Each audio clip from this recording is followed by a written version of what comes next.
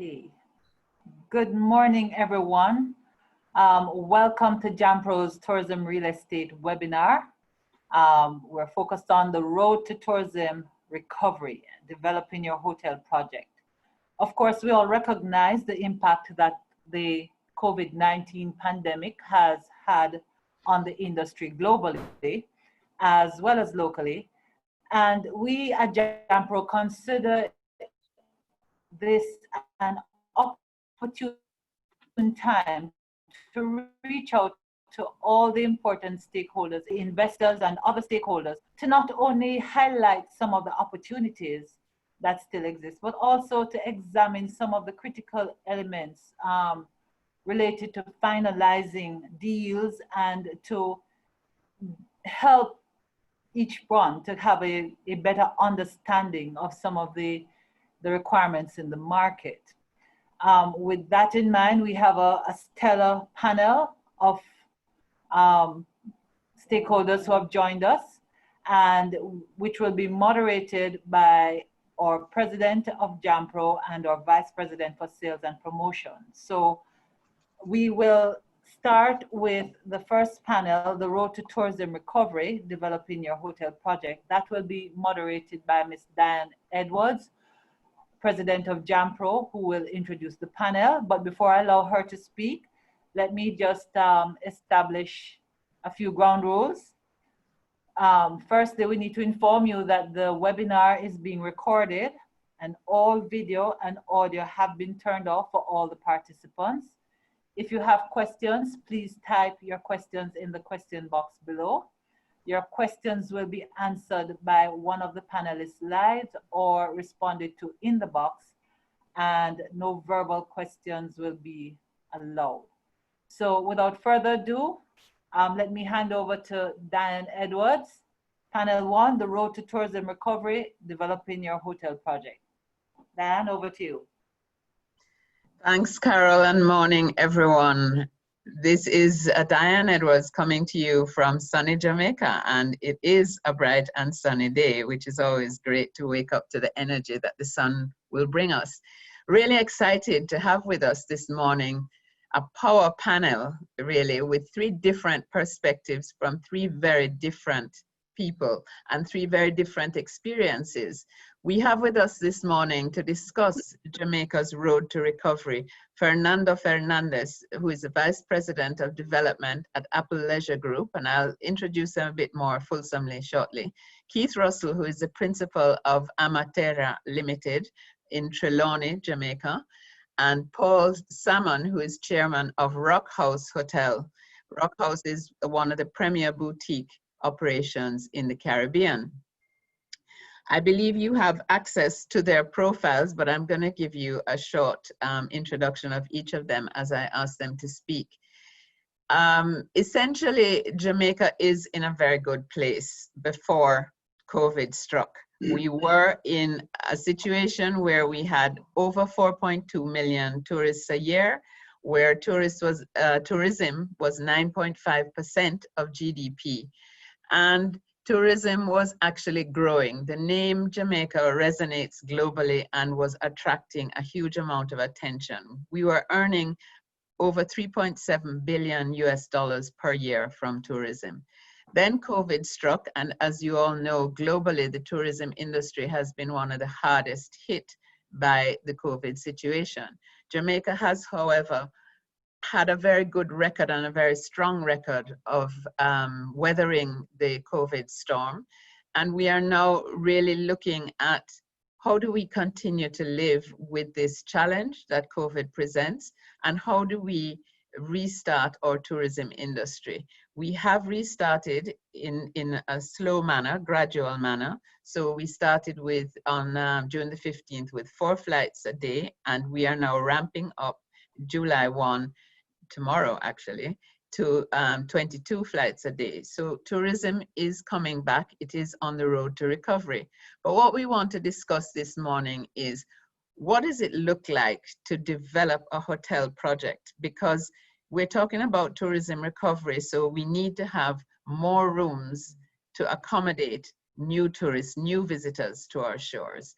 So how do we start to get back on the road to developing new properties and new opportunities for the tourism industry. So I'm going to ask our panelists, all three of them, to start off by giving us their experience of hotel development. And I'm going to start with Fernando, who is VP Development for Apple Resorts, as I said. And Apple has a long history, and Fernando has a long history in the Caribbean, both in terms of his stint at Apple and also in terms of his development of several different hotel properties in the region. Fernando knows Jamaica and the Caribbean well. He was very involved in the Melia project as Vice President of Development, and has really strengthened and brought a lot of excitement to the Jamaican tourism product. So I'm going to ask Fernando to give us his perspective on what it means to develop a hotel project in Jamaica, and what has been your experience. And then I'm going to ask Keith and Paul to do the same. Go ahead, Fernando. Yes, good morning, Diane. Thank you very much, and I appreciate the invitation from JAMPRO to join this webinar. I would like to start with congratulating Jamaica and the government for all the measures that you have taken in order to overcome this COVID-19 phase.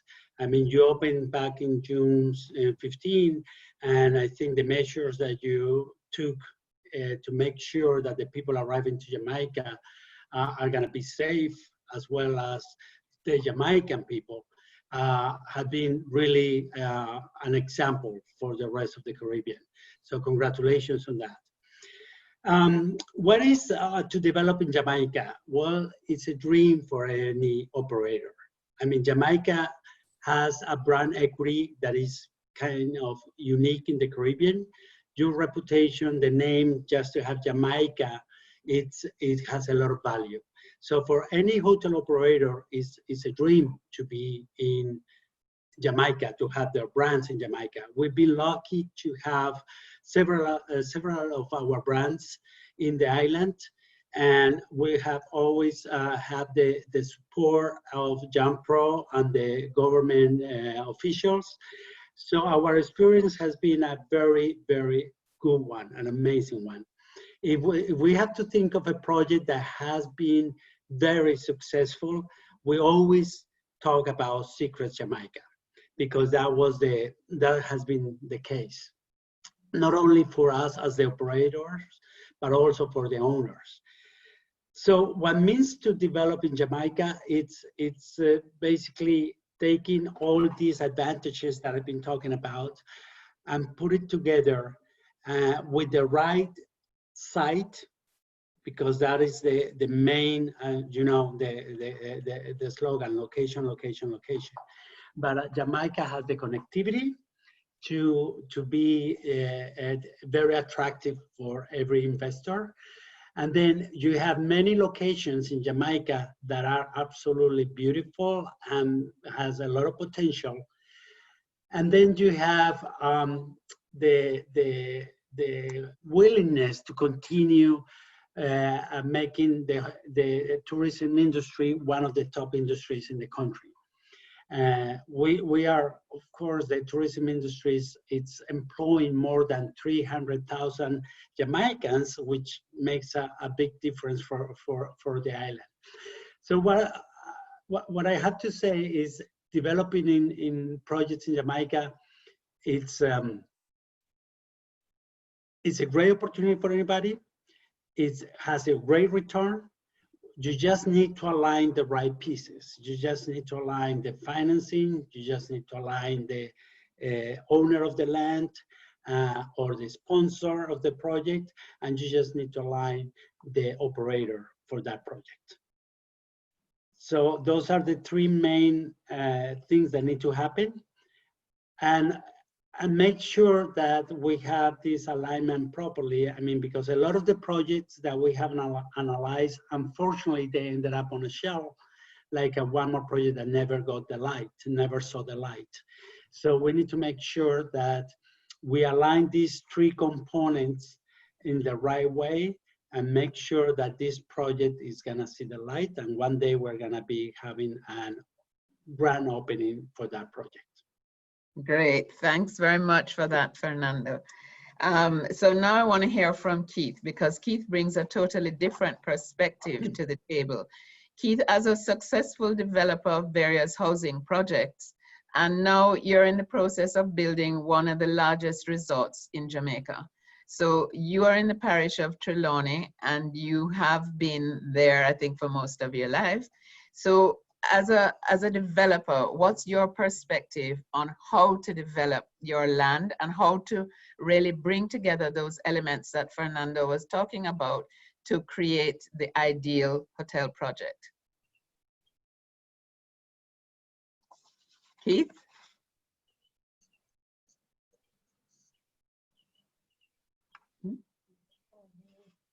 Oh, it seems, I'm not sure we have Keith online. Keith seems to have dropped off. So I'm gonna go to Paul in the meantime, because Paul also has a different perspective. Paul, you're chairman of two boutique properties, Rock House, which has won several awards as the premier boutique hotel operation in the Caribbean, and Skylark, which is a new property that you have, so incorporating boutique hotel and restaurant. What's your perspective on developing land in Jamaica? How did you experience the whole question of developing a resort, and what tips can you give to our audience on how to develop their land and really bring a whole, the ideal elements together? Sure. Thanks, Diane. I appreciate being included and invited to join the panel. Look at that background. Why did you do that's that? At Rock House, actually. That's up on the cliffs. I wish I was there right now. Unfortunately, I'm still isolating in New York, but there you go. But it's nice to have the background there. When we came to Jamaica 25 years ago, we were really drawn by, well, obviously the incredible people, and the vibrancy and energy, the natural beauty that it has, but also the fantastic infrastructure, the airlift, the fact that there are so many large hotels really, that are operating at scale for a boutique hotel operator like me creates a tremendous amount of infrastructure in terms of, just whatever you need to buy, you can source on the island, in terms of a trained, personnel and educated people that understand tourism. It's in their DNA. So, there's a lot of advantages, combined with, when you look across the Caribbean, land value is relatively inexpensive, building costs, because of wages being relatively competitive, are pretty reasonably priced, and the labor of running a hotel is reasonably decently priced in comparison to the rest of the Caribbean. So it makes it in so many ways, obviously it's very close to the commute from the US market particularly. So in many ways, it's such a tremendous opportunity, I think, to develop in Jamaica. And look, we came 25 years ago when we purchased Rock House. At the time, we thought immediately we were going to do, follow on from Rock House and do the beach house and the cliff house and the reef house, and hopefully they all wouldn't end up in the shit house, but to be honest, it proved way more challenging, not because of Jamaica and of its infrastructure, but and opportunity, more because of the way we went about it. We tried to be and back then this was kind of a new wave of idea about being a responsible hotel in a developing economy. To be responsible to our guests, but also to our amazing team, making them partners in the success of the hotel. We only have, between Skylark and Rock House, 68 rooms, but we employ 270 people in the Negril area, and we have everything from an organic farm and all of a woodworking shop that everything's made on property. We've got a candle production, spa production facility for our products, all natural and local. So we've done a lot of sort of vertical integration, I guess, into the property, and have a very big team down there. We want to develop this idea of being environmentally sound. And our sort of fourth pillar, which really differentiates Rock House, I think, has been our commitment to the community. We began a foundation about 15 years ago, but we've now renovated 7 schools, public schools in the area. We've invested over $5 million in education. So I guess like our whole mantra took a while for us to wrap our head around, and it took us 20 years before doing Skylark, you know, down on the beach, and which we purchased about 5 years ago and redeveloped and are going to further expand. But I really think, you know, the opportunity in the boutique hotel market has never been better. You know, a lot of the trends that are changing, that were already happening around the value system that people are looking at in what they're looking for in a tourism experience is moving towards the boutique market. And I think COVID only makes those value systems change even faster. And so I think the opportunity and the infrastructure and again, the incredible people of Jamaica make it a fantastic opportunity to invest in.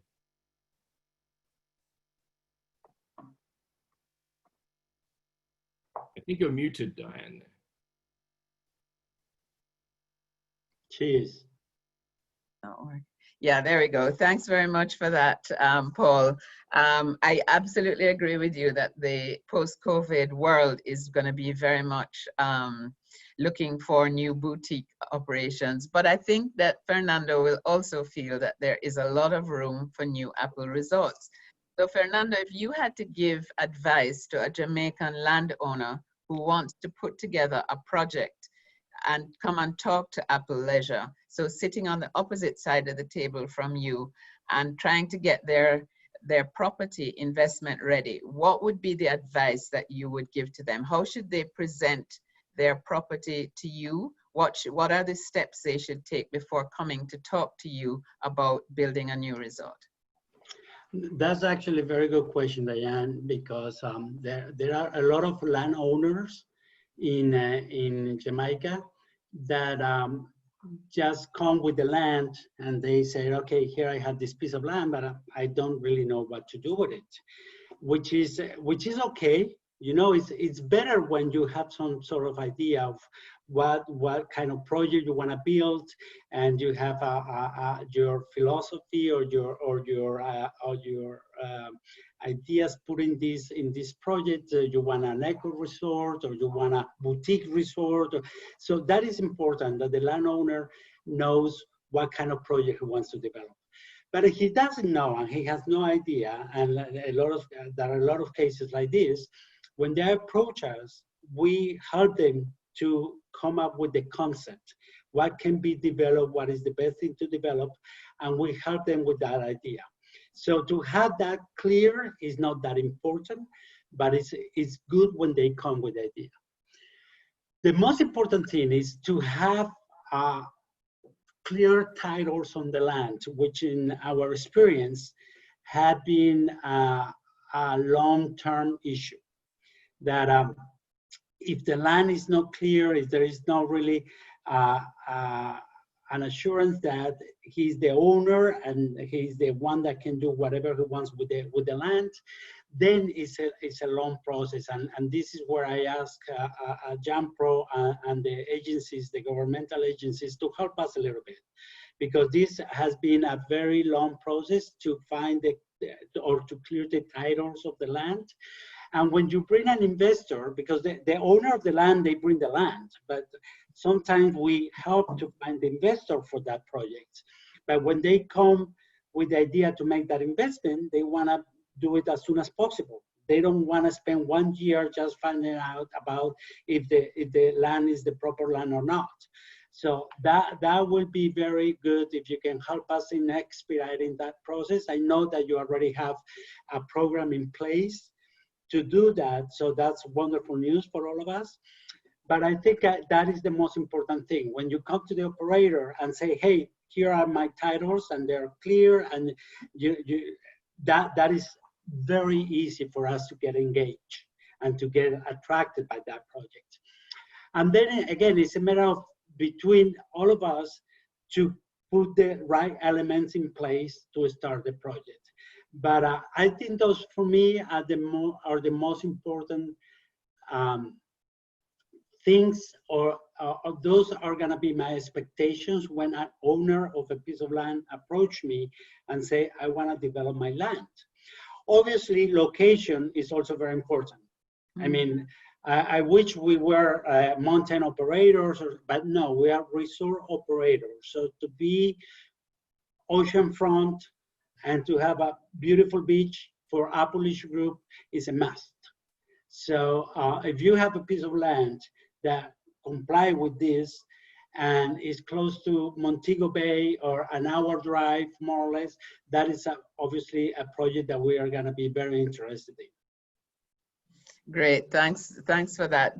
Paul, do you have any perspectives on this as a developer of boutique properties? What advice would you give to a landowner who is going to say, Paul, can you come and partner with me on developing my hotel project? Sure. I mean, I think, you know, echoing sort of some of Fernando's thoughts, even at a small scale, you know, a lot of the things are the same. Like, you know, having a clean title, you know, often we're buying the property or rather than developing it because it just makes more sense at the scale that we're operating at, kind of thing.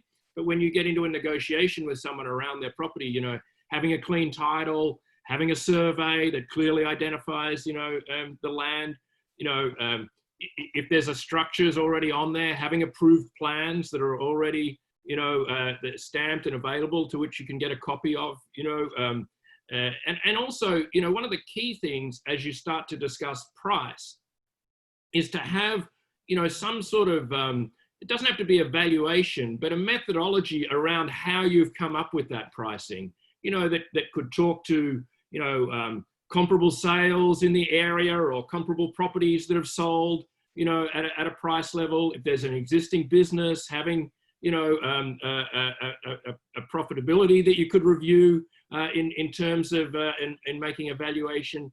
So if you're putting a price tag to something, like you know, it's very difficult, you know. And I remember one of the first properties that we bid on Negril Beach, actually. This is going back 25 or 26 years, you know, and the person was interested in selling it, I think, at $1 million, and we bid 800,000, and then they offered 1.2, and then we bid, you know, it would kind of chase things in the wrong direction, you know what I mean? And I think, you know, because all of a sudden someone had actually expressed interest in their property, suddenly it was worth more than before. And I think, you know, obviously there's often a big, you know, bid offer spread when you're doing land, you know,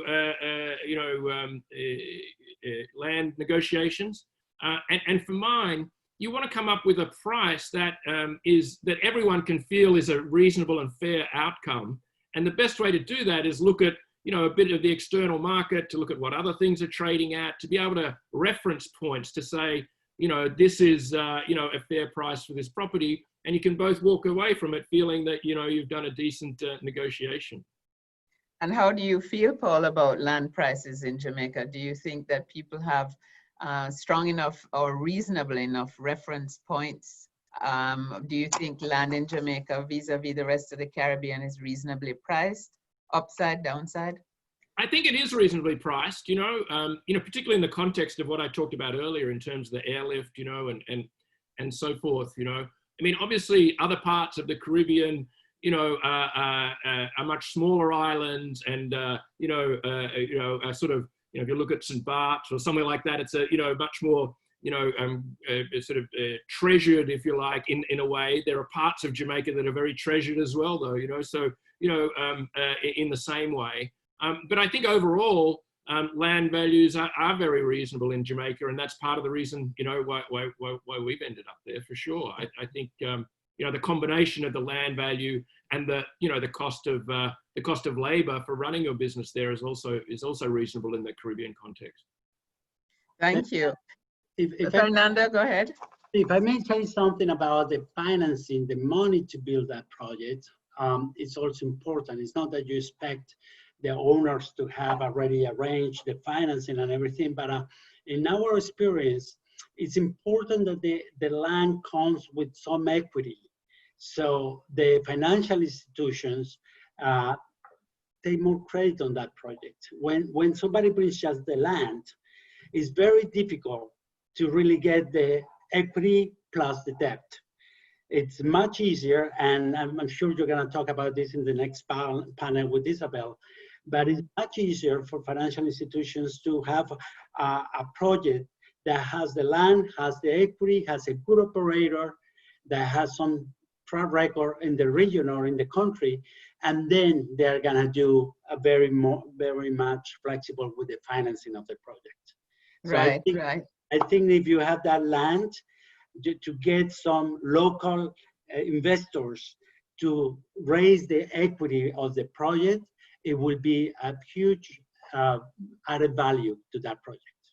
Great. Well, I hope the realtors in the audience are listening to what you're saying, Fernando. I think it's very critical, both what you and Paul have brought to the discussion. I have to just quickly make apologies for Keith Russell. He had an emergency this morning and has not been able to join us, unfortunately.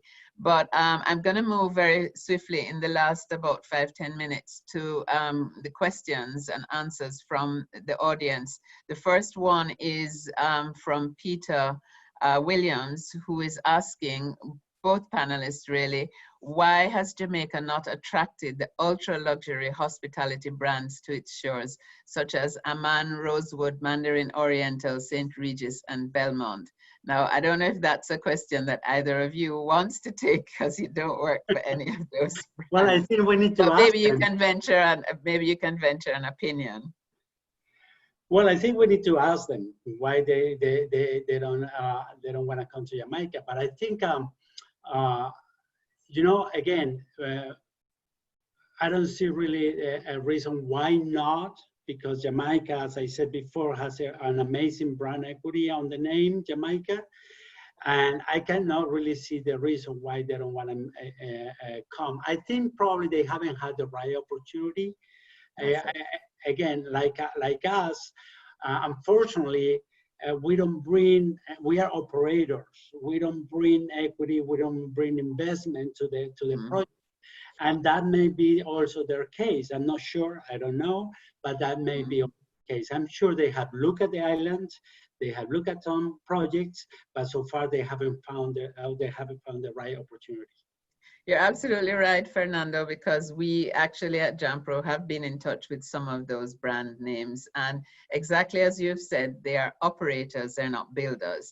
So unless we can offer them the right project, which fits with their brand in the right location, they're not going to come. So that really, again, is a challenge I am throwing out to all those who are listening, that we need to develop the right properties and the right proposition, because it's not just the property, it's about the deal that we are offering to these international brand owning companies, because they're largely brand companies, not owners of bricks and mortar. Paul, I don't know if you have a perspective on that. No, I mean, look, you know, there's obviously much larger sort of properties and above kind of my understanding. I would say, you know, look, I think Jamaica's an island that you need to spend time in to get to know, to really appreciate the value that's there, you know, the culture and the people, and you know, really the environment. I think it suffers from some negative perceptions from offshore that really aren't real when you spend time there and get to know, you know, the opportunity that's there. And I think some of it is just about familiarity with some of the bigger brands and some of the people that, you know, they're back in boards in wherever other parts of the world, and that, you know, they might not be as familiar with Jamaica as a place, you know, to spend time in. And I think changing that perception is something that I think's been going on, and it's actually one of the strengths over the development that's happened over the last 4 or 5 years. And I'm sure it's only a matter of time before some of these bigger operators end up in Jamaica. Great, thanks for that. We have an anonymous question, and I'm sure it's from a banker actually, who's asking, are you working with local banks? So I don't know, either of you. Paul? Sure. We work with Sagicor, you know, and they've... Ooh, you're not supposed to give away names. Well, you know, you asked. Sorry. And you know, had a long, you know, from the very day, well, Pan Caribbean, back in the early days, I'm giving away names, you know, helped us finance Rockhouse from the start 25 years ago, and we've kept an ongoing, very positive relationship with them over the years. And you know, I think there's decent access to you know, to funding in Jamaica for successful projects. And you know, I think there's a real willingness to invest, you know, in operators that can show that they can run a business effectively and make a profit. And, you know, we found it a very receptive place in terms of financing. Great, great. Good that you've had a good financial experience in Jamaica. Fernando, any perspectives on that? Yeah, absolutely. I'm not going to say names. So. But yes, absolutely. I mean, normally we work with local banks, and if the deal is big, like normally our projects are from 60 million to 120 million. So if the deal is too big for a certain bank, they still get involved by associating with other banks and getting all the deal together. But absolutely, we work with, and we know local banks that are very interested in working with Apple Leisure because of the good track record that we have. So they keep asking, do you have more projects? So that is something that we love to do, and have that relationship with the local banks is a big asset for us. Okay. If I could ask you each one sort of final question, where do you see the market for hotel development, and you're in different segments, so for your segment, post-COVID in the Caribbean particularly, how do you see the market evolving?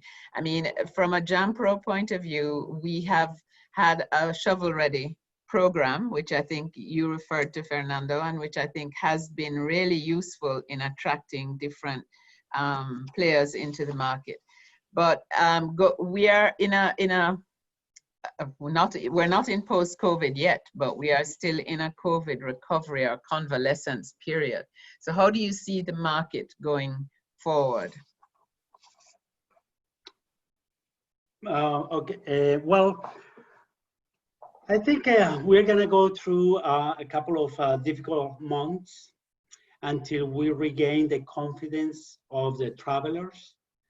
And again, Jamaica is doing an excellent job in that sense, because people feel very safe when they arrive to the airport and they are tested and all this. But we're gonna have a tough time until we regain that confidence. And especially because it's too many industries involved. It's not only the hotel that is doing a good job cleaning, no, but you have to have the ground services, you have to have the airlines, you have to have everybody involved in that experience to meet the protocols, the safety protocols that we need to have in place. But right after this, and I think sooner or later, we're gonna have a solution, we're gonna have a vaccine, we're gonna have a treatment that is gonna put all these COVID-19 behind us, and we're gonna continue having the success in the Caribbean that we were having.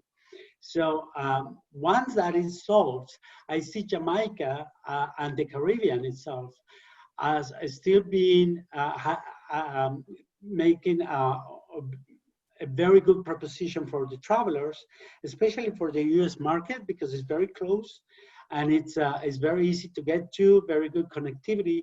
So I think it's still the Caribbean, especially Jamaica, having that success that it's been having for the last years, and continue attracting more and more travelers. And that's the reason why we want to continue growing in Jamaica. And as you know, we're behind few projects that we hope, again, to be able to put them in the right position to become a reality. Great. But I think it's absolutely, there are opportunities there after COVID-19, and we're gonna continue looking for those opportunities. Great, thank you very much. I'm very pleased to say that Keith has sorted his technical difficulties and is able to join us now. So Keith, welcome. We're really in the wind down phase, unfortunately, of this session, but I was wondering if you wanted to share with us a few perspectives on the question of developing your property, because of course, as I said before, you are in the process of developing one of the largest resorts on the island. So I think you bring a very interesting perspective to the table as to how does one really bring together all the elements of a successful hotel deal. Thank you, Ms. Dan, moderator, panelists, participants. I apologize if my internet is not functioning fully, and I had to relocate because of a power cut. So I'm in a different location than I was 10 minutes ago. So let me apologize to Fernando that I did not hear his full presentation. So if there's something that I repeat, please excuse. I want to congratulate, as he did, the government of Jamaica, right, for all that they've done during this COVID period in bringing us to this point.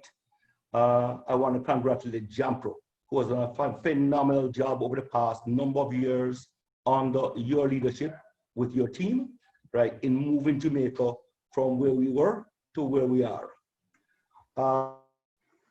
By way of background, to mention the importance of hospitality to Jamaica, in that it contributes almost 50% of our employment, direct and indirect, and that the brand Jamaica has been built up over decades based upon Jamaica's culture, music, food, politics, and big personality persons.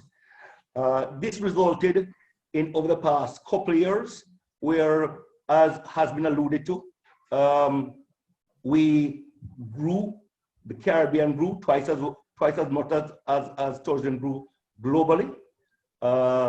We were the #1 cruise ship destination. We were number 14 on TripAdvisor. And just as we thought everything had come together, right, then came COVID. And we're still going through COVID, but it just means that all of us as participants and JAMPRO ourselves has to ensure that we take the great product and the great brand that Jamaica is and just work harder at it. From a landowner point of view,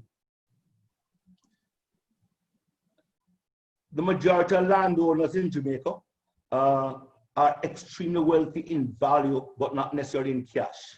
So the two options that face you in terms of going into a hotel project is, do you want cash, in which case you have to sell, and you sell at minuscule as to what you could otherwise get.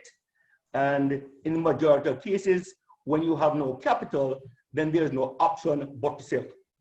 If one sells, one definitely sells at maybe up to maybe 40% of what that land would be valued after you had added the value to it, and what will be put on the books on in another 18 months. So not only does the person lose, but also to a certain extent, the economy loses when one has and is forced to sell. The other option is to develop first.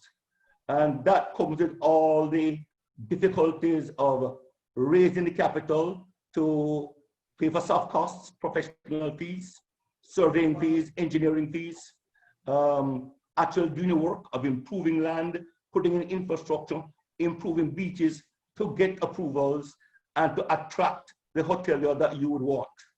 That is the ideal, but without the sort of project that that JAMPRO has administered since 2015, the shovel-ready project, that literally is a pipe dream to most individuals or to most landowners.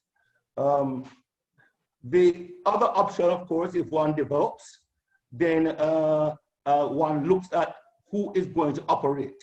But to back up a bit, the only persons who really are buying land for hotels in Jamaica are our beachfront properties at reasonable prices, are the hoteliers, most of the Spanish hoteliers, right, who is in the market for land. But ideally, one wants to develop, build the value to a point where you can actually deal with the actual operators, like Fernando's group at Apple Leisure, right? And at that point, one gets into the whole situation as to negotiating the type of contract, the type of letter of intent, the hotel management agreements, right? And at that time also, with a landowner who is struggling for capital, who has just built value added by getting approved, he then has to get into the whole legal situation as to how to be guided in negotiating these LOIs.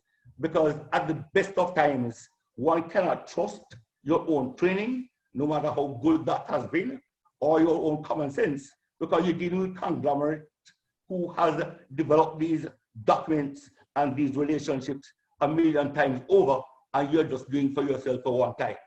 So there's a need for legal expertise. That comes with a cost. So again, one looks at agents like JAMPRO to try and get this shovel-ready project going, and also to include soft cost in it. Having reached that point, and bearing in mind that the majority of hotels outside this parish who buys land up front, they don't build, they are into operations. You are not expected to build, and this is the ideal model for a local, for a national, right, to invest, because then you keep a lot of the capital, the investment, and the value added locally. Up to recently, pre-COVID, most of the Jamaican hotels, I think I call it in part of Fernando, but most of the Jamaican hotel properties were financed locally. But because of COVID, the foreign exchange inflows into the financial system since March has been little or nothing. And the financial sector in Jamaica at this point is not able to do it. And where they are able to finance debt, they're not able to go to the market to finance preference shares, etc. One saw the experience of what Uncle proven, right, a couple of weeks ago, where they went and didn't sell any shares. So the financial system in Jamaica, the banks, are right now not in a position to finance large projects as they were. They are saying yes, they have the appetite, right, but the timing is off. So we have to look and see exactly how soon that timing can return. Is it a matter of 2, 3 months, or 6 months? So that leads me to the sort of recommendations I would want to make to a company like JAMPRO. And I believe JAMPRO is ideally positioned, right, to look up where we are and carry us to where we need to go. I would ask JAMPRO that over the years have identified different properties. Let's go back through, identify the strengths, weaknesses, and the opportunities that exist for each one. JAMPRO needs, if not before, you need your shovel-ready project, or this will never happen. Without shovel-ready projects in Jamaica, you're not going to be able to find landowners being able to participate to improve their land to get it approved. Right? We need JAMPRO to look externally. There are a lot of companies external to Jamaica, that financial companies that are very liquid. Right? We need a company like JAMPRO that can catalog the various debt and equity companies interested in lending money in Jamaica, and then try and partner them with some of the projects that have been identified. I think it is necessary in terms of building hotels, right? That the government, and also initiated by JAMPRO and lobbied by JAMPRO, that the government increase the fiscal space, which was done a couple of weeks ago, because I believe that under the agreement to reduce your debt to GDP to 60%, the time has been extended from 2026 to 2028. If necessary, it needs to be extended a bit more to create the fiscal space to allow development capital to be brought into this country, right? And possibly only through the Jamaica Development Bank, right, to assist in financing, without which we're going to find ourselves coming out of COVID, getting vaccines, right, and not having the products retrofitted or new products built that can take advantage of it. I believe that JAMPRO is well positioned to liaise with the various professional institutions, right, architects, lawyers, etc., to liaise with the universities, through the faculties, and bring all the professional training that we have, right, to bear on the problems that you have identified in the various stakeholders that you have. I believe that in cases, JAMPRO should be setting up or expanding upon your business development office to assist in doing this on a one-to-one basis, right? And if we're necessary, even assisting to doing financial packaging. Keith, I'm sorry, we're having to wrap up. We're getting wrap-up signals from our conference organizers. Well, I just conclude by thanking you for your invitation, right? And hoping that JAMPRO can continue to do all that you've been doing, right? And deepen the whole investment climate and opportunities in Jamaica. Thank you. Well, I'd love to thank all the panelists. There were a couple of questions that we didn't get to. One question was whether boutique hotels work with operators. And the answer is, of course, they do. There are boutique hotel operators in the business. There are a variety of them, really. So JAMPRO can help you to get in touch with boutique hotel operators. We haven't been able to take all the questions, but we will answer them directly, whether in the chat or after this session. So it really just remains for me to thank the panelists. You've been great. Fernando, thanks very much for sharing your perspective with us as a large hotel operator. Paul, as a boutique operator, thanks so much for sharing really your love for Jamaica and that fabulous backdrop of Rock House.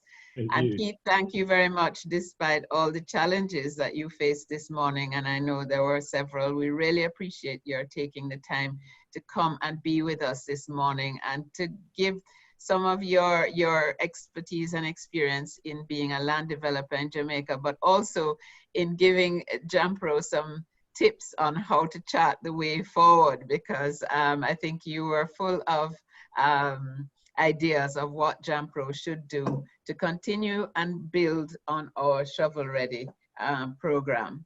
So I'm going to hand back to Carol now, who continues to moderate the session, and just say thanks to all those who signed in.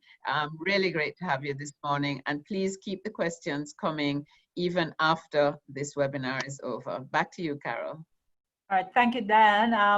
Thank you, gentlemen, for joining us and for providing such a rich perspective from the various types of products that you have, and giving us some very good information to work with.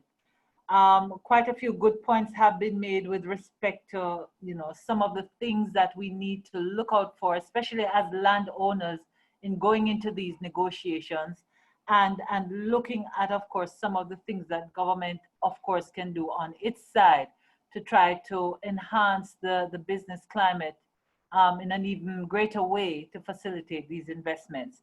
And now we're going to move to the second panel, which is entitled Putting Together a Hotel Deal Post-Pandemic Investment Opportunities in Jamaica. And this panel will be moderated by Norman Nair, Vice President for the Sales and Promotions Division at JAMPRO. Norman, are you on? I'm very much on. Thank you, Carol. Okay. And good day to our participants, wherever you are. Warm welcome to the session.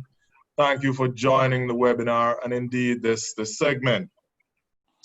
So whilst acknowledging the economy is heavily dependent on tourism, there's more to tourism than sun and sea. A component that is often overlooked is the land readiness, suitability, and availability for the various resort or hotel plans. The island is home to several brands and chains that operate worldwide. Of late, we have seen an increase in the local stakeholder take-up in tourism investment. This panel will seek to examine the reasons behind the drive to undertake tourism real estate investment and provide insights on what investors, hoteliers, bankers, financial institutions, investment houses, and developers are looking for when searching for lands for hotel development.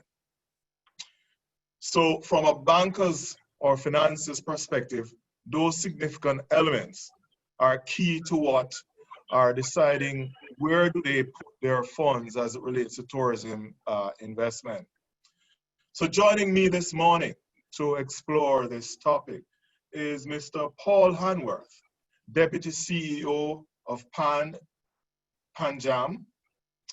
Mr. David Cummings, Head of Real Estate at SYGNUS, Ms. Isabella Decares, Director of Investment Banking, CIBC, First Caribbean International.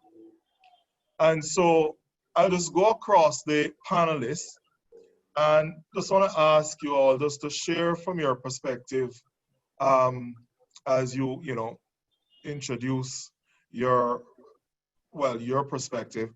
What are those things that you must be able to verify before considering an investment in tourism real estate? And just, protocol as usual, we start with ladies first. So Isabella, could you kick us off?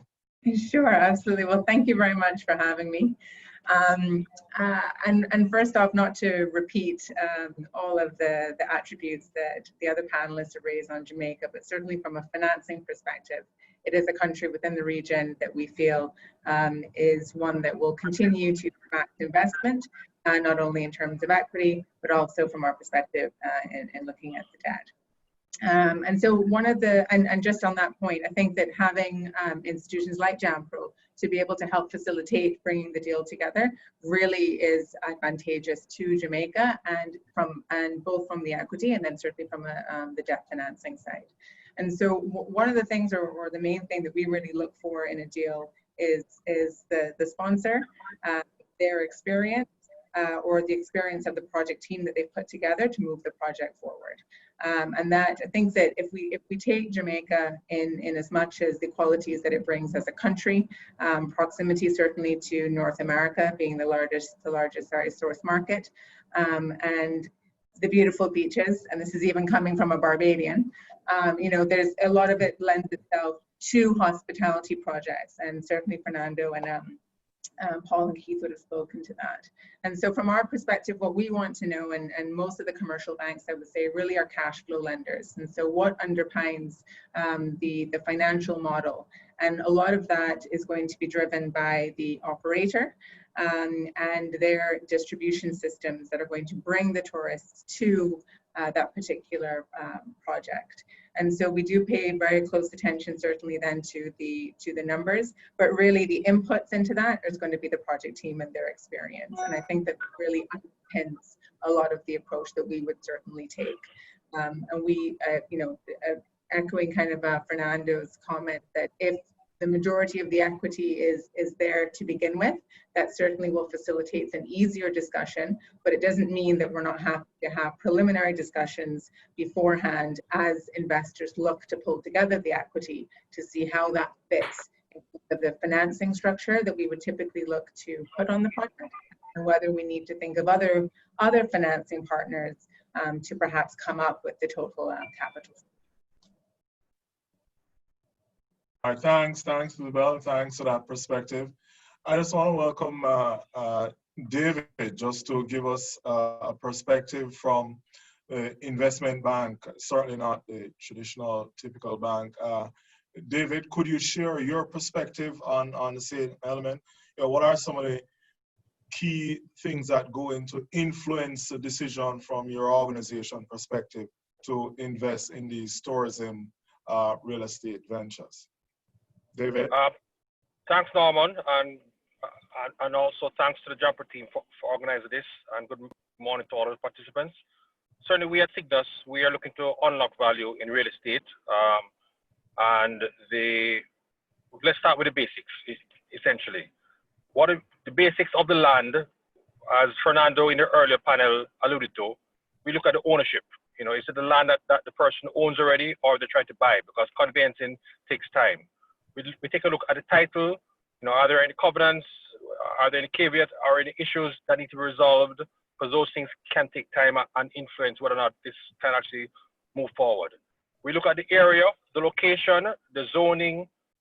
There are whether there's an existing development order from NEPA in respect of what they will allow to be built in the area. We also look out for that particular piece of land, the valuation report, and also what density and what the regulators, what the regulatory authorities are likely to approve for that area. Are there any boundary issues with the survey? Are there any encroachments? Are there any plans for the government to put a highway that may reduce the size of the land?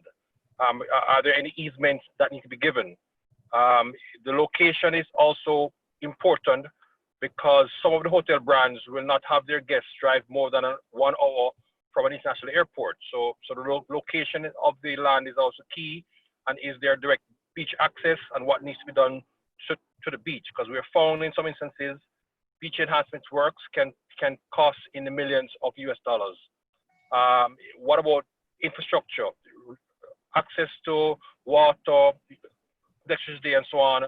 All of those things play a part in how we assess the viability of a piece of land, and we encourage landowners who are thinking of partnering for development to consider these things. It's almost a checklist, because these things can take time to unravel, and as Fernando said in the first panel, you don't want to go halfway down the pitch and start engaging only to find that there's an issue, a covenant issue, or some other issue that is going to slow or stop your project. And some of these things can take a few years to unravel and may need to go to court. The second part of what I'd like to say quickly is just the project itself.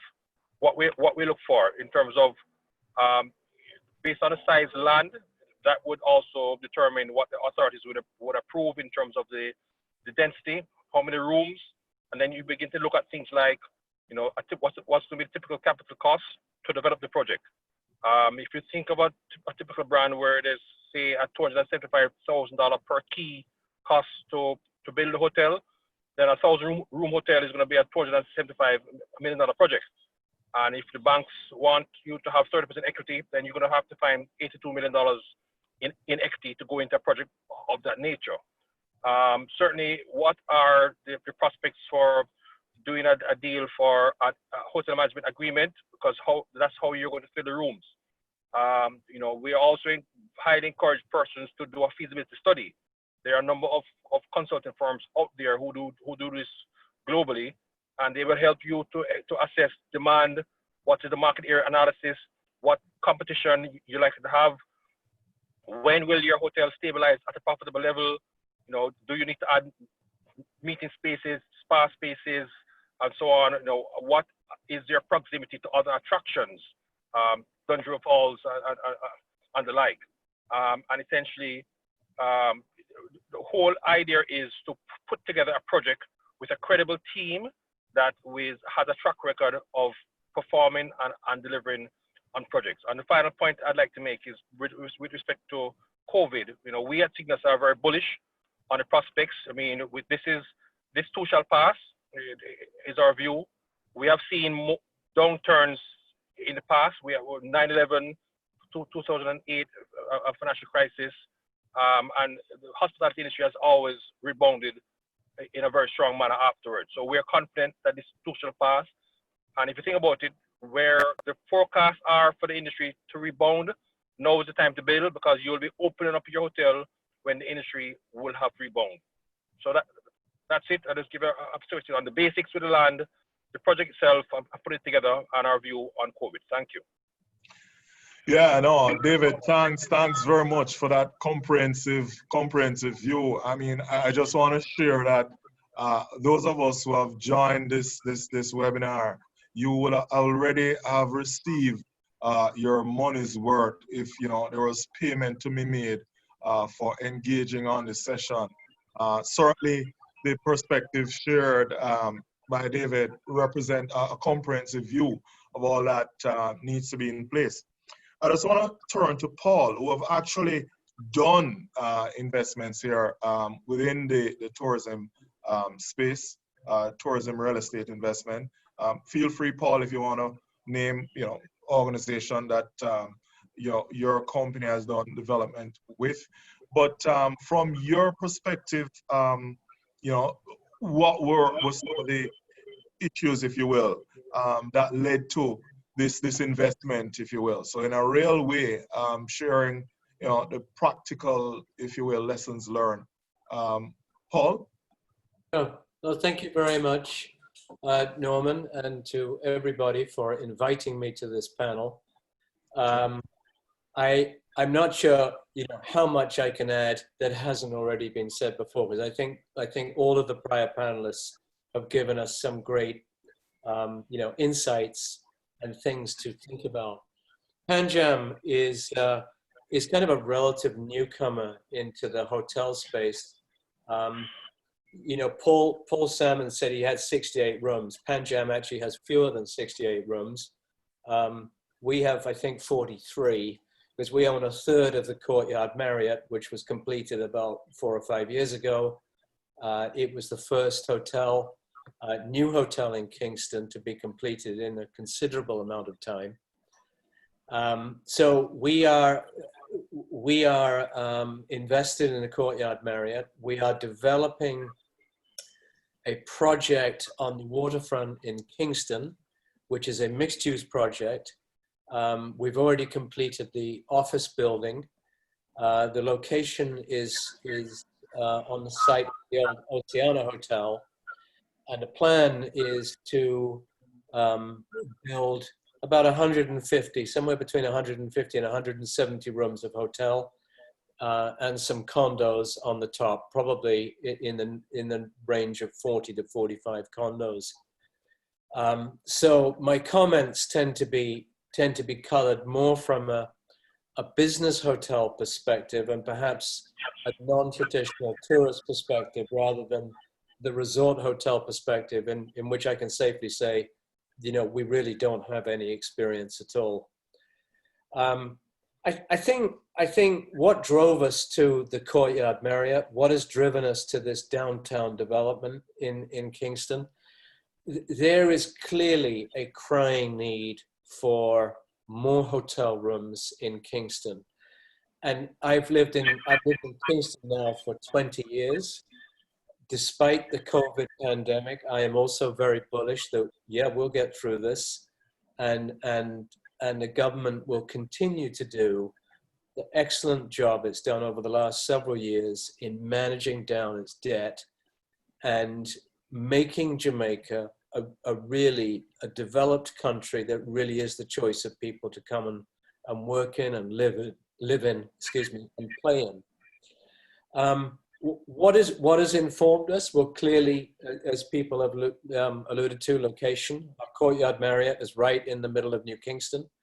Our hotel development down on the waterfront is in the middle of downtown, which doesn't sound like the most salubrious area at the moment, but we've had a long-standing view that downtown Kingston will come back and will be a great place to be. And we have been leading that charge through both Stephen Facey and his father, Morris Facey, who was a tremendous advocate for downtown Kingston. And Kingston really has a number of different advantages, the great infrastructure, great airport, as Paul has said, wonderful people. Jamaicans are fantastic workers, if you can give them meaningful jobs to do. And I think, we all need to play our part in that. I guess what I would say is if I'm looking at sourcing land, Norman, like everybody else, is this really the best of it, use of your available land? What infrastructure currently exists? And if you're coming to me for a hotel development, have you thought really about who your target market is, what you want to get out of this, how you see the partnership going? Do you want to, do you see an advantage with partnering with a major hotel flag? We have, our Courtyard is obviously a Marriott property. Our downtown property is a Hilton property. Who's going to manage it? Is it going to be a third party, or will it be the hotel? And what do those project economics look like in terms of what your vision is? And I don't think there's any rocket science to that, but But is there a reasonable chance that we can have a successful project, you know, working together? And then I think we've got something to talk about. So let me just finish at that point and let you take charge. All right. So thanks, Paul. Really appreciate that perspective. You know, from the business hotel, and certainly the need that you have identified in that area, which certainly brings to light, you know, consideration for contrast, if you will, versus the sea-sand versions of, you know, the hotel constructions that have been taking place. One of the areas that has been opening up specifically in Jamaica is around Portland and St. Thomas. And what I want to get from you are, you know, from you all is how open are you to financing the eco projects in those areas? Because I mean, it's not expected to take on the traditional sun, sea, sand kind of perspective. It's eco flavor, and so, you know, what I want to get a sense from each of you is how open are you to taking on these kinds of investments, and, you know, share, if you will, how these entities located in these parishes could start position themselves in the market to take advantage of potential financing that you have to offer. So again, I'll go around the table. You know, Isabella, if you want to offer perspective on this, welcome. Sure. So I think we would look at that project similar to how we would assess any project, really, are the fundamentals there. And a lot of that is going to come down to, as I said, the project team, and most importantly, or one of the key criteria is who, to Paul's point, are your target audience, and how are you bringing them to your product. And a lot of that's down to the distribution system. That, say, the operator would utilize, assuming you're going the route of an operator or a soft brand, or if you're going to market it independently. And it's not to say that we have not seen very successful independents within our portfolio that have managed to provide and obtain through their relationships the audience, so to speak, to drive their occupancies and ADRs. But it really is just understanding how it is from a product perspective, you're putting it out into the global atmosphere to be able to attract and then provide some, you know, stability to get to the stabilization point, and the point at which that you're really starting to stream cash flows, that it makes sense from you know, both the debt and from the investment perspective. So it's absolutely, we'll look at those projects, and it really just is the value proposition of the you know, the product. And how it is that we are going to be comfortable, certainly to the extent that there is a stabilization from a lending perspective, that the sponsors are there that can provide that support to the extent that it, say, takes a little bit longer to ramp up. And that's, I think, how we would typically approach it. Thanks, Isabella. So I know, you know, the basic financial fundamentals is what's going to drive ultimate decision. But I think there's also a willingness, you know, if you will, you know, beyond financials, although you're a financing institution, whether or not there is a willingness for favorable consideration for these kinds of projects against, you know, the traditional undertakings that we have seen. David, I don't know if you have a perspective that you want to just quickly share on that. Sure. Thanks, Norman. So at SYGNUS, we are very flexible in the way we approach our investments. So we're not a traditional bank. So we are always looking to unlock as much value as possible. So when we look at these investments, particularly as you're saying, over the eastern end of the island, you know, we'll take each one on its own merit, and we can go beyond just the direct debt financing. We can look to take an equity stake ourselves. You know, we can look at a profit share note. You know, there are a number of different instruments that we at SYGNUS can use to help to bring the project to fruition. And that's the beauty about, you know, it's just also echoing what Isabel said, we are willing to sit and listen to what comes to us and help to innovate a solution, because what we want ultimately is a successful project. What bodes well, to just add on to the last question, is with respect to the prospects for these hotels out in the east, St. Thomas and Portland. I think the highway that's coming will be a major enabler, because what we have found that when the brands operators are coming to Jamaica, they pay very close attention to the drive from the airport to the site, because their guest experience means a lot to them. They don't want a guest to come off a 9-hour flight from London or from wherever, and then to having endured a 9-hour flight, you go through a 1 hour in customs and immigration, then you have an hour and a half on a not too accommodating road. So the road conditions, from the airport to the hotel, are a major impact in attracting some of these investments. But the bottom line is that we are willing to look at it. We'll take each one on its own merit. We'll do the feasibility, and where there is opportunity for us to make it successful, we will. Thanks. So thanks for that perspective, David. Just as before we jump into the question and answer session now, because we want to hear from some of our participants, the questions that they would have included here. I want for you to all give some thought on you heard earlier, what JAMPRO is supposed to be doing. What I want you to share with us is, how important is government support in putting together the ultimate deal from the landowner, the developer, and indeed the banker's perspective. And you made us, focus on the banker's perspective, but to the extent that you can give a view on all these three components, I certainly welcome your thoughts on this. Paul, I don't know if you want to just hit us off on some comments there. That is the government role in supporting putting together this deal. Yeah, Paul?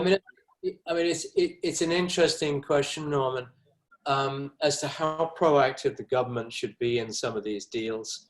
I mean, I'm very much a private sector, market-driven type guy.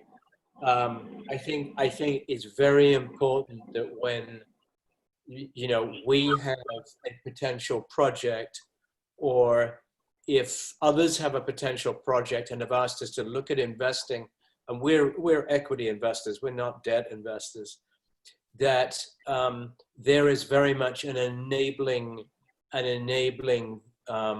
environment from the government, whether it's NEPA, whether it's zoning approvals, whatever it is. We need the government to help us get through the right approvals as quickly as we can. I think the government has made tremendous strides in that arena. I don't need to tell you how long it took us to get approvals for Marriott Courtyard, but it was enough to put us off hotel investment for a number of years. So I think the government needs to have that very much enabling approach, and I think they have it now. Beyond that, I'm not sure that I would be jumping at a government-led project, and I think the government should stay in the background and be the enabler of first resort. Okay, thanks. Isabella, do you want to take a stab at that? Sure. I think I agree with a lot of what Paul said. I think providing an efficient way of managing the approvals process is very important. We've certainly seen deals for where our investors have been frustrated, and this is a general regional comment, not necessarily Jamaica specific. I think it's an area that the region faces, and particularly when the investment is coming from outside the region relative to what the investors are used to, and what that does to their return expectations, just given the timeline to the project. I think that in terms of government being government-led, I think because of all these inherent strengths of Jamaica as a destination and the investor interest to Jamaica, it doesn't necessarily mean that you need to have as much government involvement in terms of packaging those deals, would be my kind of perspective, and that because the liquidity is there. Certainly, that's been come under some strains due to the COVID pandemic, but overall, I think that there's remained strong interest for Jamaica as a brand, and really, it's the emphasis on facilitating the process. But we certainly, we have a regional view, and we do think that there has been tremendous strides made by the Jamaican government in its view of the industry and commitment as a whole. Okay, thanks for that perspective, Isabella. So listen, I'm just going to take a question from from one of our participants who states, what is the position with the banks on financing current, open along with development hospitality projects in Jamaica? And since I have already on the floor, Isabel, I don't know if you want to just take that on. So that's, what is the position of the banks on financing current, open along with development hospitality projects in Jamaica? Okay, sure. So I think it's just to maybe take a step back from that, we continue to believe that there's going to be, the region will rebound.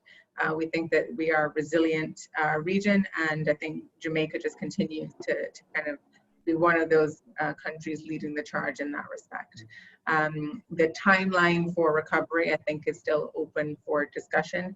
I think that, and that's to the extent that JAMPRO and other experts in the region are really creating this conversation and sharing perspectives, I think that will better enable us as a sector to continue to respond. We have been focusing, I think, a lot on supporting our clients, particularly in terms of working capital support during this time, but it doesn't mean that we're closed for business. And we certainly will continue to look at opportunities.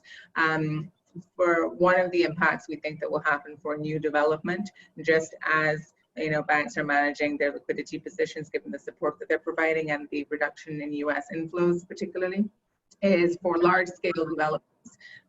We will need greater perhaps collaboration, amongst the sector in perhaps sharing some of that risk and looking at so there may be an impact there. We had developments in the pipeline. Those developments, I think a lot of our clients have proactively come to us to say, let's stick a pin right now. It would be challenging to make a credit decision at this moment in time, but certainly as we have seen borders reopening and to Fernando's point, consumer confidence start to return, it will make credit decisions far easier, and that I think will align itself to the structures that ultimately we end up putting in place for these projects. Okay, all right, thanks, Isabel. A question from Peter Williams, who asks, a number of Caribbean countries offer citizenship by investment program, which has appealed to new brands entering the region, and list a number of Caribbean islands, all attracting international residential buyers and visiting clientele who have never before considered or living in the Caribbean. With many economic benefits associated with this kind of model and what it brings to the region, why has this model not been approached by developers or seen success in Jamaica to date? And I throw it out, to any of you who want to take a first stab at that. Sure. David here, SYGNUS Capital. So the citizenship by investment is quite popular. There's a couple of islands in the Eastern Caribbean have it going. And some of the challenges when you analyze the program, there have arisen some issues to do with national security concerns.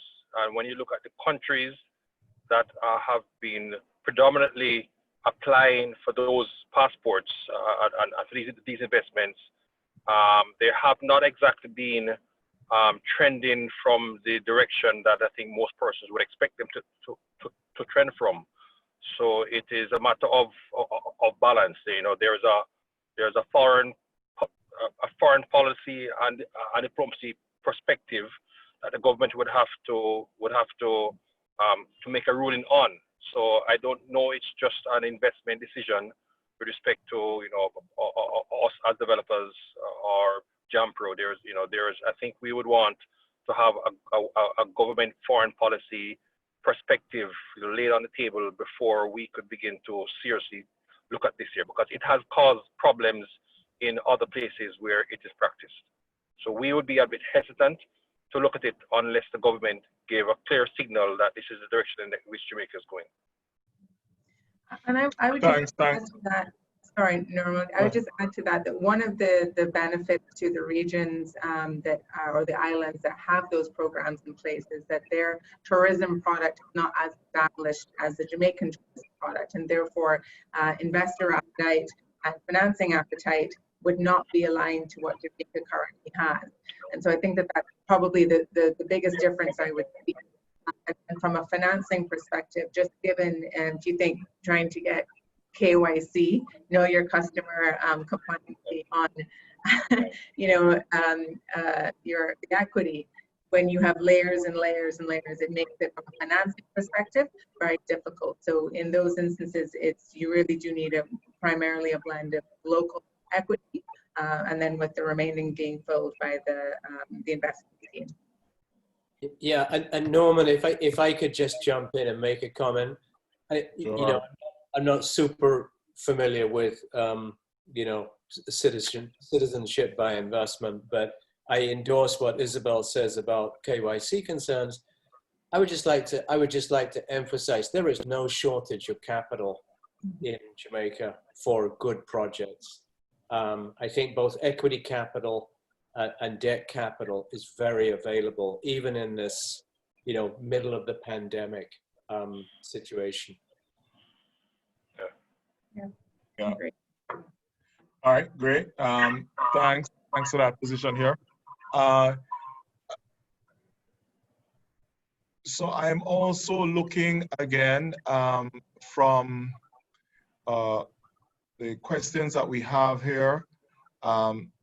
Clearly, a lot of what we are looking at is colored by COVID and how that is ultimately going to impact us. I hear a lot of optimism coming out of this team here in terms of continue full steam ahead, even as we look at our current investment, because there's going to ultimately be an upswing, and we're preparing for that time when there's an upswing.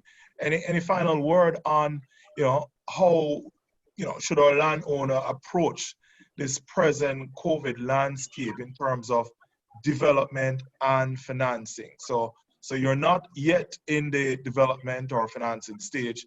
I imagine you're about to engage in discussions on that.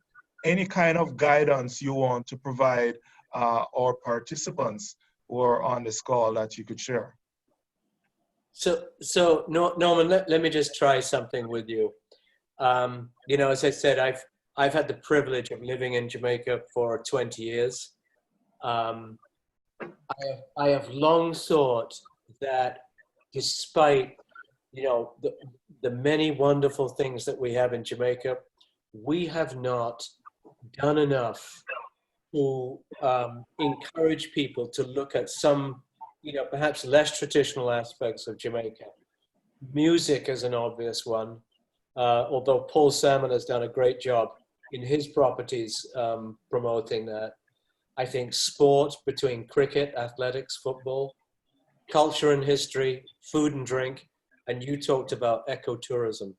And I would encourage landowners who are thinking about hotel development is to try and think about how they might embrace one or more of those different aspects of Jamaica into their offering, because I think they would be extremely successful. And travelers these days want experiences. They don't just want the sun and the sand. And Jamaica has it all. You know, let's develop it. Yeah, thanks. I know the business of the citizen by investment program is very, very topical, and certainly something that we have explored and looked at here at JAMPRO. And I think our president, Dan, is on, and she wants to offer a perspective on some of the considerations here, so that, you know, we broadly share this with the participant on this call. So Dan, could you share with us?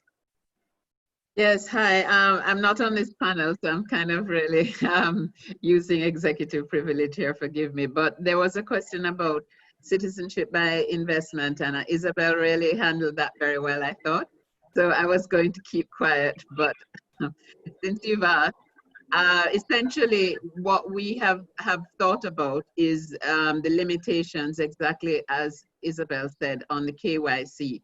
And what we are contemplating, and I emphasize the word contemplating and exploring, is economic residency. And economic residency would not allow immediate access to passports. It would allow something like a green card, but allow us to do quite a substantial amount of due diligence and KYC before we allowed any. And it would also be linked to direct investment as opposed to portfolio investment, which a lot of the Eastern Caribbean countries have done. So we would only be interested in job creating investment. So there would be a number of caveats on any such program, but as I said, it is under consideration, and that's as much as I can say on that for the moment. Thank you. Thank you, Dan, appreciate that. So listen, we have come to the close of this segment, and I just want to say thanks to my panelists, Isabel, David, Paul, for your various perspectives on, you know, financing positions in support of the tourism real estate investment. Certainly insightful, rich batch of information that has been shared here, value for our participants. And also just thank you, the participants, for taking time to be part of this session. I just want to hand over now to our moderator, Ms. Carol Straw, who will take you into the next segment of this webinar. Thanks from me. Have a wonderful day. All right, thank you, Norman. Again, another rich session. Thank you, panelists, for joining us. We got some good tips out of this session. As you can see, for the financiers, the fundamentals are still important, right? You have to look at your target market, what you want to get out of it. Look at the operators and their distribution system. How will that impact on your project? And I think, Paul, you made a very valid suggestion in terms of looking at niches outside of the traditional accommodation in terms of sports, music, food and drink, and ecotourism, because Jamaica does have a very large following that comes to Jamaica for just those reasons. So thanks again, panel. Thanks again, moderator Norman Nair. We move on now to our next presenter, who is Mr. Shamim Lodin. Our last session for the day will focus on franchising and the opportunities there. And we see this also, it presents an opportunity for the landowner and for the brand.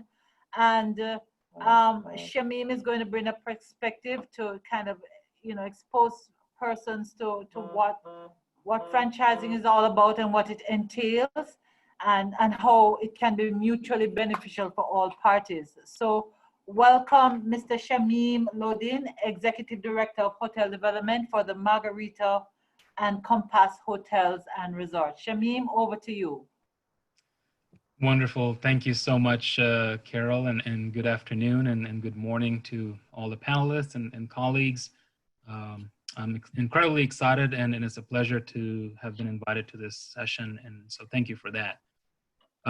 Again, I want to share the same sentiment that the panelists before me shared of congratulating the Jamaican tourism, the government, all the entities involved to really get the engine of tourism back up and running a lot sooner and quicker within the region. So we're incredibly excited for that. And again, congratulate you all on a hard work that's done. I mean, also really excited to share a little bit more about our brand and what we've been doing over the last couple of years to really help out not only developers, landowners, and partners, but also bring a sense of fun and escapism to our properties and in the region from our perspective. Again, it's no doubt that we are not new into the Jamaica. Our property in Montego Bay has been there for quite a few many years. And what we hear is just generational experiences. And Paul mentioned earlier is about experiences these days even more. So we've been fortunate to have a location in Montego Bay that has created such great memories and fond interactions across generations to have had and then come forward. I really want to highlight a few bullet points of our company first to kind of set the table and set the tone.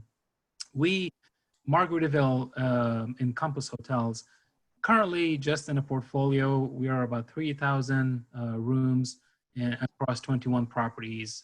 And those are between the United States, the Caribbean at the moment. And in the pipeline in the next few years, we have another 5,000 rooms in the pipeline to open. And they are in active development stages and early development stages at the moment. What's exciting for me to share is about Compass. And Compass is a boutique brand that we developed in partnership and in support with our developers and partners because they came to us. They came to us and spoke about their feedback of they've had a lot of success with the Margaritaville brand in a resort. And if they have a property, and this is important for all the panelists and participants, is if someone has a property that's in a obviously fantastic location, but it cannot accommodate a full large-scale resort, but they still wanted the experience and dynamics of a Margaritaville, is what led us to create the brand Compass. And Compass, again, is a boutique brand. Ideal count anywhere between 100 to 150 keys, again, depending on location and demographics and business coming in. But ultimately it has the same DNA of a Margaritaville. It will have the same experiential travel components, F&B components, rooftop bars, anything that one would experience on a large scale Margaritaville will have the same elements in a Compass property as well. We're very excited to have our first one open in the next 2 weeks in Florida, in Anna Maria Sound. It is located on a beautiful harbor, so there's a lot of boat traffic, there's the ocean, there's the beach.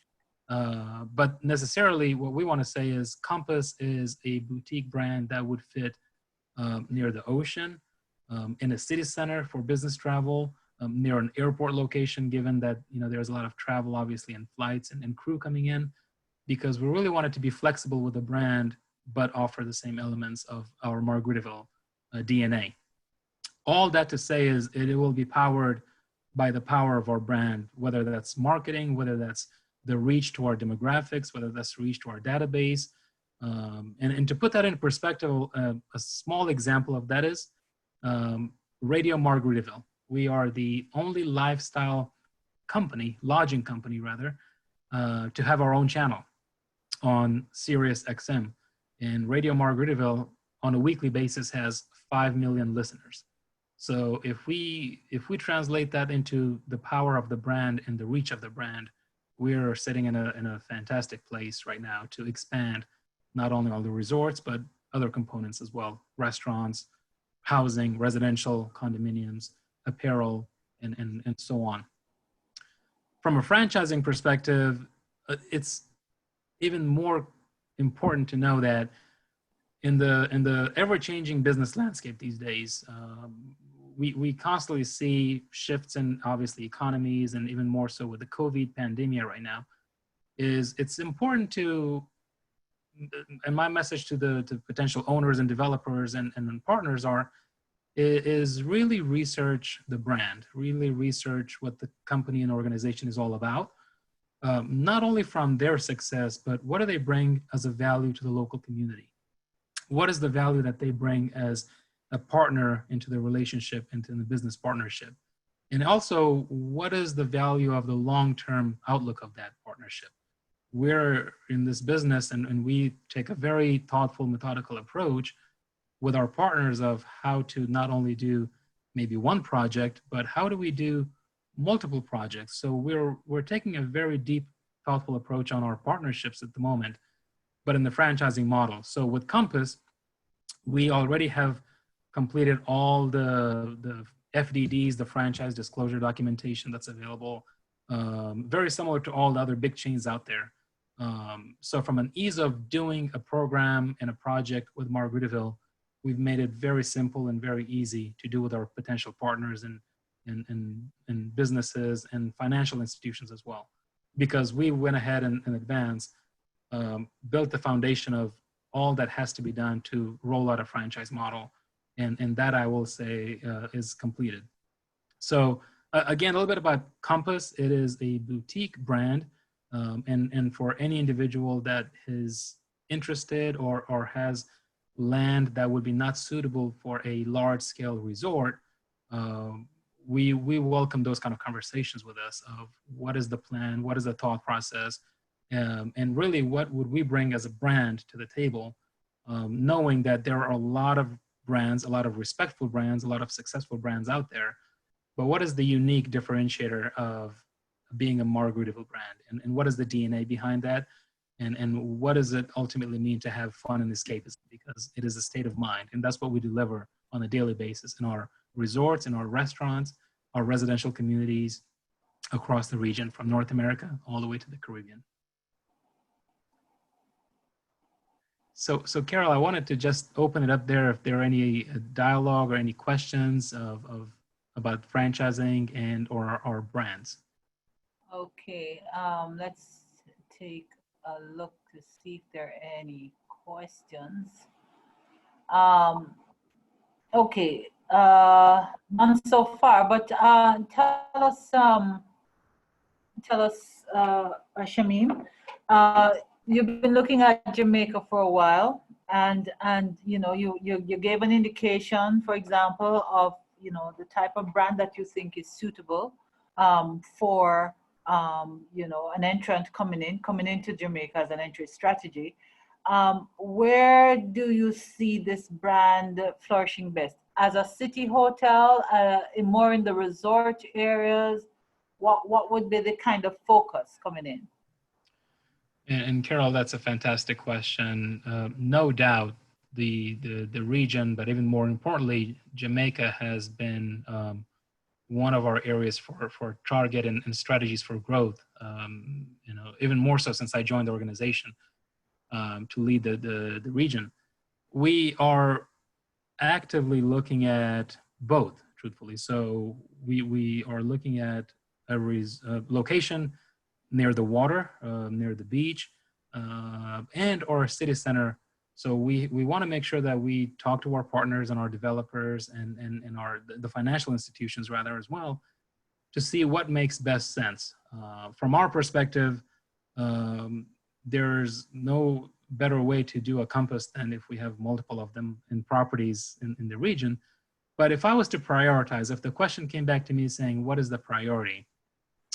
We would first look at somewhere near the water. Obviously, I know there is probably limited land, limited locations available, but again, Compass is a smaller footprint product. So it will not require, you know, 25, 50, 60 acres of land.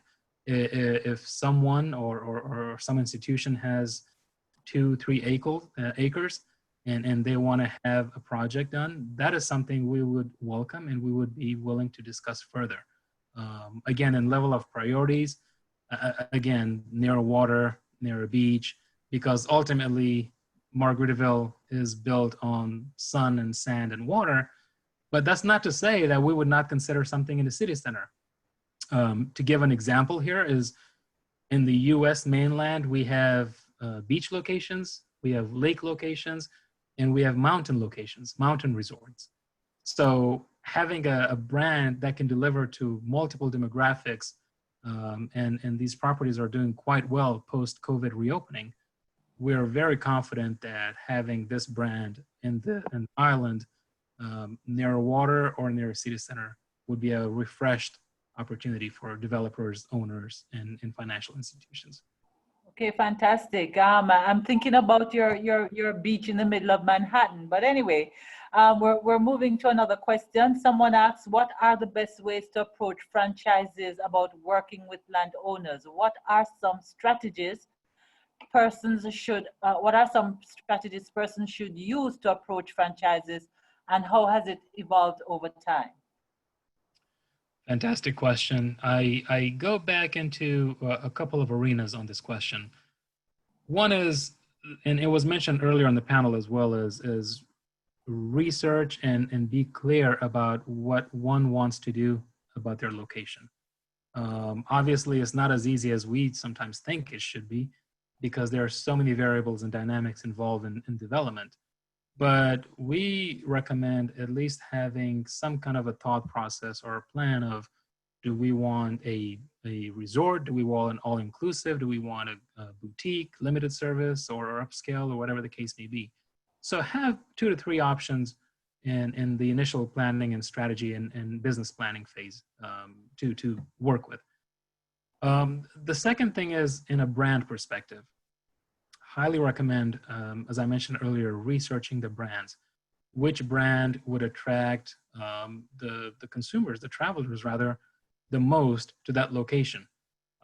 Obviously, some brands are heavy on the business side, on the business travel side. Some brands are heavy on the groups and meetings, and then MICE and social weddings side. And then truly some brands are poised more for vacations and resorts and getting away from it all. So what we recommend is, again, research of the brands, know and have 2 to 3 options within your mind, within the business plan of, here's option A, here's option B, here's option C, that we could consider, again, given the dynamics of the location, given the infrastructure of the financing, given the infrastructure of tourism also. Obviously for Jamaica, that's, as Fernando mentioned earlier, it's a brand equity at that point to have Jamaica as a destination. So that would make it far easier. But then from a dealing and speaking and negotiating in a franchise model is ultimately comes down to, what does success look like? And again, this is a bit cliche to say, but ultimately is having that clarity on, A, how soon can I get my return on the investment? How soon can I see success? How soon does that ramp up look like?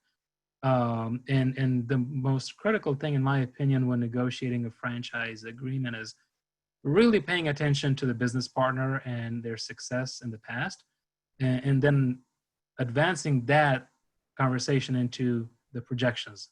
What does the next 5-year look like? What does the next 7-year look like? And then really focusing down on that of, if we say we're going to stabilize in 5 years or stabilize in 7 years or 10 years, what are some elements that go into that? What are the elements that contribute to the success of the stability? And then kind of peeling back layers and layers of, what is that brand being able to offer to achieve that success metrics, whatever is decided on at that point. So one of the things we would love to say is from our brand perspective is, we are very, very proud of our marketing efforts, our marketing reach, our marketing power. And that is something that we know we have an advantage over other brands, is how well do we reach the mainstream, the media, the consumers through multiple channels. And of course, all the other big chains and big brands will have similar options. But ultimately is, how soon can the property stabilize based on the projections and performance? And then talking with a brand partner of saying, how do we get there together? So just a few elements in a brand franchising discussion up front to share. Okay, I think in Jamaica, we do have a number of small properties, for example, particularly in places like Negril, and you know, who want to consider various options for development. But some people say, and I'm being devil's advocate here now, some people think that franchising is an expensive option. True or false? What's your take? My personal take, I don't think it's expensive, truthfully. I don't believe it is an expensive model. I think it's, when negotiated and when it's set up the right way, with the partners, the licensors, or the chain, and the developer and the owner and the financial institution. I mean, listen, franchising has worked for decades, and it continues to evolve and get even more efficient. So we believe in the power of franchising, and I think it would be beneficial because there's sometimes less risk assessed, less risk taken in a franchise model versus outright owning something. So we believe in the model, and we've spent a lot of our own capital to develop some things to really stand up our franchise model for Compass especially, and really deliver those experiences and ultimately returns to our partners. So to answer your question, I think one should really consider and have a very thoughtful approach in researching what their value is, what they want to do with their project. And I think they would be surprised of how beneficial a franchising model would be to them. All right, well thank you very much, Shamim. I'm sure you'll be getting some contacts coming out of this. And I want to thank everyone for their participation in this event. I think a number of key points have been raised, not only in Shamim's presentation, but in the panels that have taken place prior. And the one thread that seems to be running through all the discussions is the importance of research and understanding exactly what you want to do with your property, right? How do you position it? Who do you target, right? And from that, you can develop your model, right? And of course, the importance of the project team and the value proposition. And, you know, also understanding that there are other niches outside of the traditional accommodation area that you can also look at to enhance the product as you go along. So again, thank you all. Thank you, panelists. Thank you, moderators. And thank you, Shamim. Our pleasure. It's been a pleasure having you all. Thank you very much. Thank you, everyone. Thank you all for participating. Have a good day.